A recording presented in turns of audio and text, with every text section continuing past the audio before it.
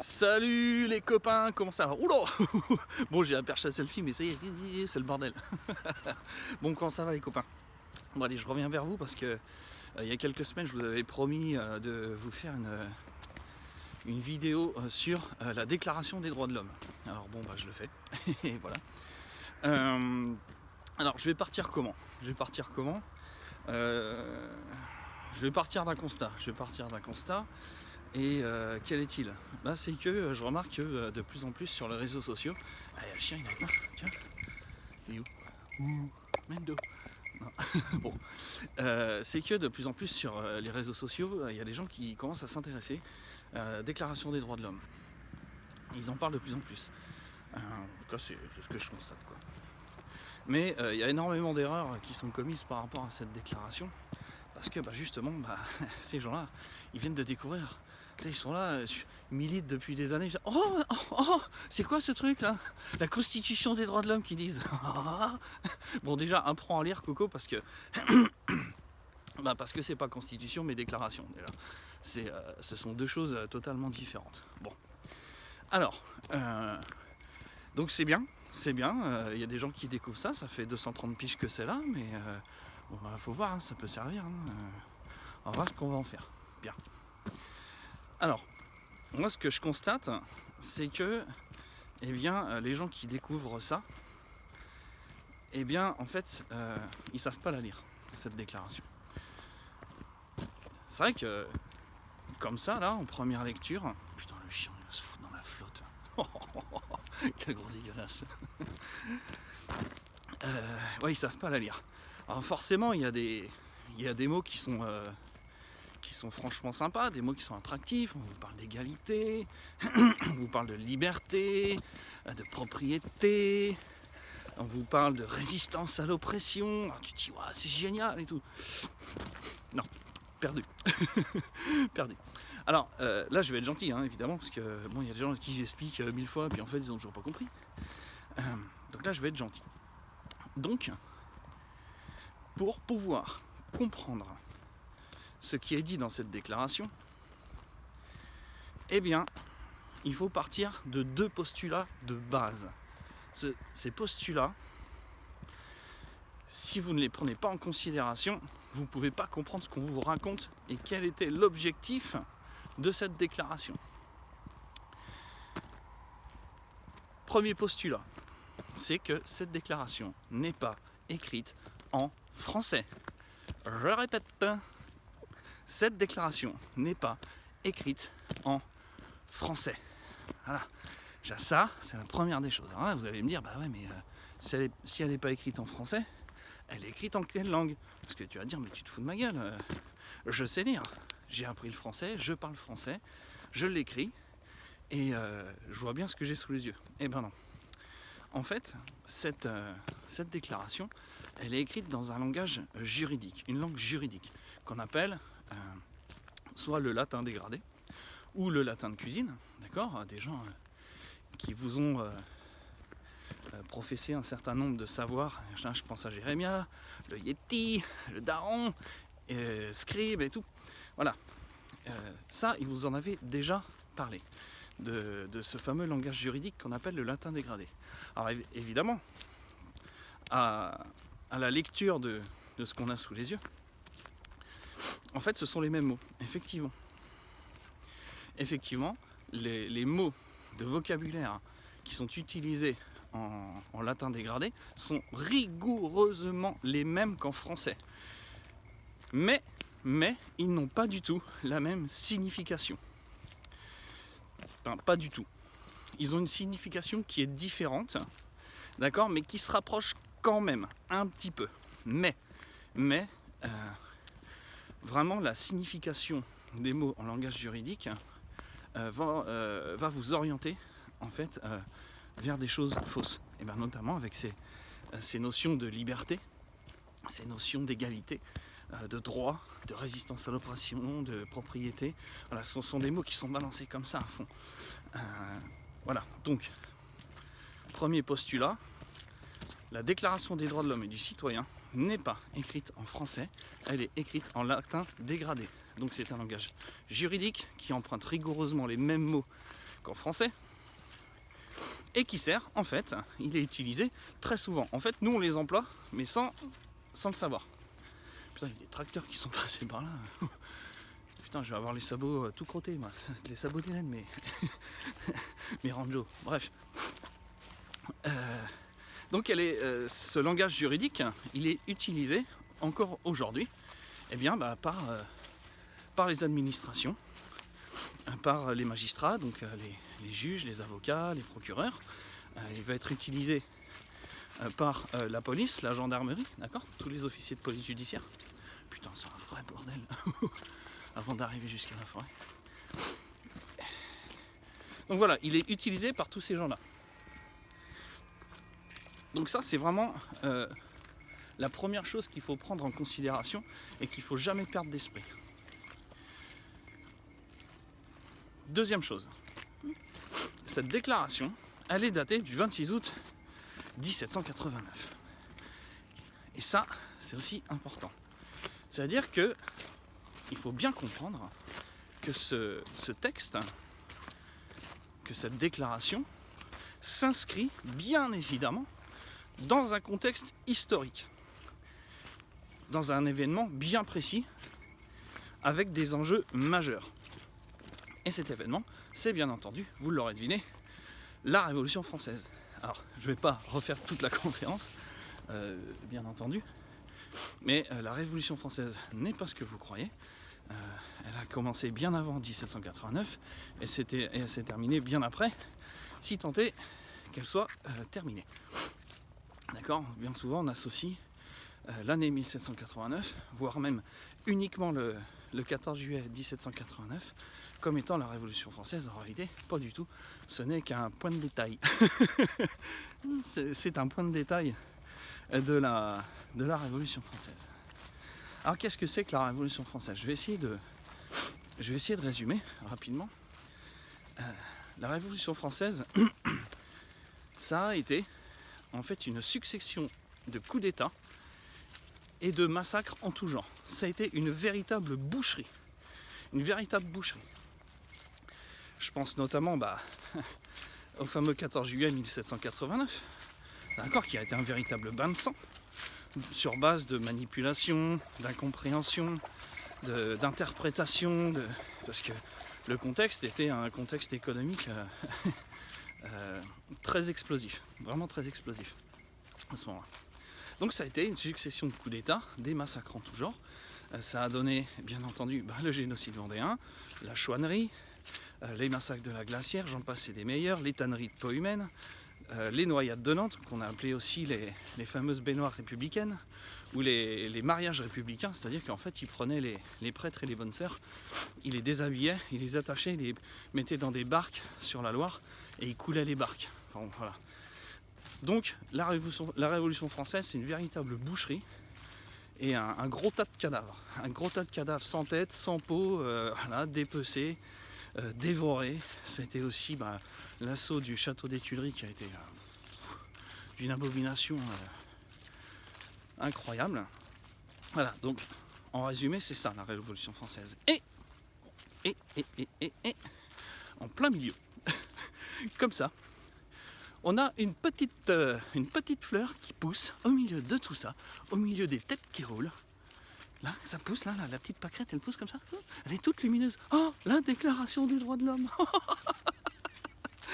Vous croyez réellement que cette déclaration, c'est un texte qui va émanciper les êtres humains ou les peuples ?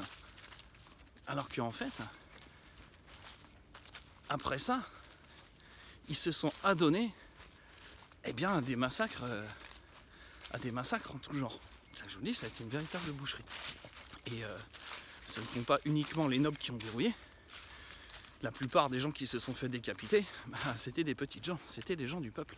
Donc on ne peut pas croire que cette déclaration est quelque chose de profondément bénéfique pour le peuple au regard de tous les massacres qui ont été perpétrés par la suite.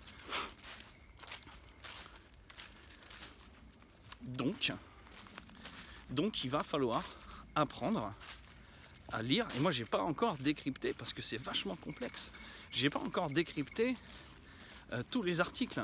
Là, je me suis déjà penché sur le premier. J'ai réussi à le décrypter en totalité. Alors, il y a 2 phrases dedans. Hein, les hommes naissent et demeurent libres et égaux en droit. Et après, vous avez les différences sociales ne peuvent être fondées que sur l'utilité commune. Là, comme ça, si vous lisez ça en français, vous allez croire que ces deux phrases ont un rapport. En réalité, pas du tout. Pourquoi? Parce que, en fait, dans pratiquement tous les articles, ce qu'ils ont dû faire, en fait, c'est condenser un certain nombre de concepts à travers tous leurs articles. Et ils voulaient absolument qu'il y en ait 17. Ça, ils ne voulaient pas y couper. Il fallait absolument qu'il y ait 17 articles. Tiens, allez le chien. Salut le chien. Donc c'est pour ça qu'ils ont dû condenser un certain nombre de concepts, et notamment dans l'article 1er. Alors 17, pourquoi? Ça j'ai dit dans ma conférence, parce que quand vous additionnez le carré des nombres premiers entre 1 et 17, vous tombez sur 666. Donc ça c'était signé déjà. C'est pour ça qu'il leur en fallait 17, et qu'ils ont dû condenser tout un tas de concepts, on va dire légaux, en fait, qui ont posé les bases du néo-esclavagisme, tout simplement. Alors ils ont utilisé la ruse et la malice, comme disait mon très cher ami Scribe. Pour réinstaurer l'esclavage, il a fallu obtenir le consentement. Et oui, avec le fameux homme de paille. Vous savez, la fraude du non légal, ça vient d'où ça? La loi du 6 fructidor de l'an 2. Et oui.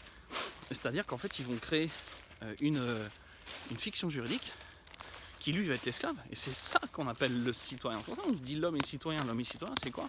Eh ben c'est l'être humain et sa fiction juridique qui l'administre, tout simplement. Et là où ils ont été malins, bon, ils n'ont pas dit que citoyen était esclave, d'accord? Donc en fait ils ont fait en sorte que les êtres humains s'identifient à leur homme de paille, d'accord? De manière à ce qu'ils se réduisent eux-mêmes en esclavage. En fait c'est pas eux qui nous esclavagisent. On se réduit en esclavage juste par méconnaissance de ce qu'est la Révolution française et la Déclaration des droits de l'homme. Donc là, je vais peut-être pas partir sur l'analyse de l'article 1er, mais en gros, allez, c'est cadeau. Je surveille le chien, donc ça va, je l'entends là. Parce qu'un chien tout gris dans une forêt toute grise, c'est pas terrible pour le repérer, donc c'est pour ça que j'ai mis la clochette. Donc l'article 1er, donc il y a 2 phrases dedans, il y a 2 concepts. Le premier, sur la première phrase, en fait c'est tout simplement l'homme de paille qui va être entériné après, comme je vous l'ai dit, par la loi du 6 fructidor de l'an 2. Et ensuite c'est comment s'organise le droit la loi par rapport à l'économie, en fait, c'est ça. Alors, quand on vous dit tous les hommes, donc les êtres humains, tous les hommes naissent et demeurent libres et égaux en droit. Alors libre, ça veut dire libéralisme. C'est-à-dire qu'ils sont libres de commercer comme ils le veulent sans aucun contrôle. C'est ce qu'on appelle aujourd'hui le libéralisme ou néolibéralisme, ou le capitalisme aussi, si vous voulez. Bon, ce sont 2 concepts proches mais différents, et ils sont concomitants. Donc libre, ça veut dire libéralisme. C'est la liberté du commerce. Donc ils naissent égaux en droit. Ils auraient pu dire, les hommes sont égaux en droit. Non, ils ont dit naissent égaux en droit. Alors quand on vous dit que vous avez des droits, c'est-à-dire que vous êtes soumis à la loi. C'est ça la signification de quand on vous dit que vous avez des droits, on vous cite vos droits. Ça veut dire qu'en fait, on vous soumet à la loi, au droit. Je surveille le chien. Donc ils auraient pu dire sont égaux en droit, mais ils ont dit naissent et demeurent. Pourquoi naissent? Bien. Et vous imaginez, un être humain, il naît, qu'est-ce qu'il en a à foutre de savoir s'il a des droits? Qu'est-ce qu'il en a à foutre de la loi et de tout ça? En fait, lui, tout ce dont il a besoin, c'est l'amour de ses parents. Voilà, qu'on s'occupe de lui. Et toutes ces affaires juridiques, qu'est-ce qu'ils s'en foutent? Qu'est-ce qu'ils s'en foutent, les nouveau-nés? Donc ça veut dire quoi? Il faut se poser une question. À quel moment, justement, un être humain qui vient de naître est soumis au droit? Tout simplement par la création de l'acte de naissance, qui donne ensuite le fameux homme de paille. Donc c'est de ça dont il est question dans la première partie de l'article 1er. Donc c'est véritablement la création de la fiction juridique par l'acte de naissance. Voilà comment un être humain, dès sa naissance, il va être soumis au droit, à la loi. Ensuite, on vous dit quoi? On vous dit, en fait, c'est contradictoire. C'est contradictoire, et ça doit éveiller des soupçons. On vous dit, dans un premier temps, ils naissent libres et égaux en droit. Génial, très bien. Et après, on vous dit, oui, mais les différences, quand même, il peut y avoir des différences, et ça peut être fondé que sur l'utilité commune. Mais c'est contradictoire, vous comprenez bien. On ne peut pas dire, dans un premier temps, de toute façon, on est et on demeure libres et égaux. Okay, et après, vous dire, oui, mais non. Donc, ces deux phrases, en fait, n'ont pas de rapport. Qu'est-ce que dit la seconde phrase? Donc, quand on vous parle d'utilité commune, utilité, c'est l'outil. En fait, l'outil, c'est quoi? C'est la loi, tout simplement. Donc, l'utilité commune, c'est quoi? C'est ce qu'on appelle le droit commun, qui s'oppose au droit particulier, et qu'on appelait, avant la Révolution française, donc sous l'Ancien Régime, les fameux privilèges. C'est les privilèges des corporations. C'est ça qu'on est en train d'organiser à travers cette phrase. Donc, alors, il faut bien comprendre comment ça fonctionnait avant la Révolution française. L'organisation des métiers, et donc quelque part de l'économie, ça fonctionnait de la manière suivante. Il existait un truc génial qui s'appelait les corporations. Et en fait, c'était l'organisation des métiers qui décidaient de tout pour eux-mêmes. C'est eux-mêmes qui écrivaient leurs lois de comment ça allait fonctionner pour l'apprentissage, comment on finance un nouveau maître, comment ça se passe aussi s'il n'arrive pas en fait à construire son entreprise, en fait sa boutique. S'il y a du chômage, ils assuraient le chômage, ils assuraient le veuvage, ils assuraient tout un tas de trucs. En fait, c'était une sécurité sociale avant la sécurité sociale, sauf que ça ne s'appelait pas sécurité sociale. Donc l'idée, c'est quoi? C'était que les métiers eux-mêmes écrivaient eux-mêmes leurs lois. D'accord? Avec toujours évidemment l'aval du roi, c'est lui qui tranchait en dernière instance, mais bon, généralement ça se passait bien. Il n'allait pas foutre son nez non plus tout le temps dans les affaires des corporations. Donc, postulat de base, les métiers écrivent eux-mêmes leurs règles pour leur fonctionnement. Ils écrivent eux-mêmes leurs lois. C'est ce qu'on appelle les privilèges. Privilège, législatif, là c'est la loi privée. Donc c'est comme ça que ça fonctionnait. Les métiers, je le répète, les métiers écrivaient eux-mêmes leurs lois. Putain, il y a la patate aujourd'hui. Et donc ce que dit l'article 1er, on dit les distinctions sociales. Alors social en latin dégradé, ça veut dire commercial. Donc, ça a donné société, donc une société, une entreprise. Quand on parle de sécurité sociale, c'est du latin dégradé. D'accord? Social égale commercial. Crédit social, c'est pareil. C'est la même chose. Il a la patate. Donc quand on vous dit que les distinctions sociales, c'est-à-dire les différences entre les métiers, les différences dans le commerce ne peuvent être fondées que sur le droit commun. Et c'est comme ça que ça fonctionne aujourd'hui. C'est-à-dire qu'on a des parlementaires qui votent absolument toutes les lois. Est-ce qu'aujourd'hui les métiers écrivent eux-mêmes leurs lois? Non. On a des parlementaires qui écrivent les lois, qui les votent, et après, si toutefois la forme de la loi ne correspond pas aux attentes et au fonctionnement d'une corporation de métier, qu'est-ce qu'ils font? Ils font des dérogations, ils adaptent, ça s'appelle les conventions collectives. Moi j'étais dans le transport, c'est encore une convention qui était un peu particulière. Voilà, on va avoir des dérogations, des amendements en fonction des métiers. C'est ça que ça veut dire en fait, les distinctions sociales ne peuvent être fondées que sur l'utilité commune, c'est-à-dire que dorénavant, les métiers, les corporations de métiers n'écriront plus eux-mêmes leurs règles, mais il y aura des distinctions et des différences. On pourra adapter leur manière de fonctionner, mais uniquement sur le droit commun, c'est-à-dire le droit qui est valable pour tous. C'est ça, en fait, ce que ça veut dire. Donc voilà. Donc ça fait combien de temps? Là, je suis à 19 minutes, hein, c'est quand même pas mal. Donc je résume. Cette déclaration des droits de l'homme, elle n'est pas écrite en français, elle est écrite en latin dégradé, donc c'est un langage juridique. Elle s'inscrit dans un événement majeur de l'histoire de France qui s'appelle la Révolution française, qui ont été avant tout des intérêts économiques, d'accord, le libéralisme, la prise de pouvoir par les forces d'argent, tout ça. Bon, après, il y a toute la dimension spirituelle, on est d'accord, parce qu'après il y a eu spirituelle, religieuse également, par notamment l'élaboration de la constitution civile du clergé. Donc voilà, donc ça a été une succession de coups d'État, des massacres en tout genre, et là on ne peut pas s'imaginer que la déclaration des droits de l'homme est un truc bien compte tenu de ce qu'a été la Révolution française. Et puis après vous voyez comment s'agence cette déclaration à travers un certain nombre de concepts qui sont compressés comme ça dans les articles pour en obtenir 17. Et voilà, donc là je vous ai expliqué un peu ce que signifie l'article 1er. Donc faites passer le message, quoi. Parce que en fait moi quand j'entends maintenant aujourd'hui des gens qui disent nous sommes des citoyens, nous avons des droits. Bah là en fait vous êtes direct tiré une balle dans le pied, ça veut dire je suis un esclave et je me soumets au droit, à la loi. C'est en fait, vous savez, il y a beaucoup de gens qui le disent, c'est une société où tout est inversé. Bah, c'est ça. C'est-à-dire que quand vous dites je suis un citoyen et j'ai des droits, les politiciens, les magistrats, eux ce qu'ils entendent c'est je suis un esclave et je me soumets et je me soumets à la loi. Voilà. Donc, écoutez, sur ce, après cette petite explication, je vais quand même retrouver mon chemin et mon chien. Et puis je vous dis à la prochaine. Allez, bisous les loulous!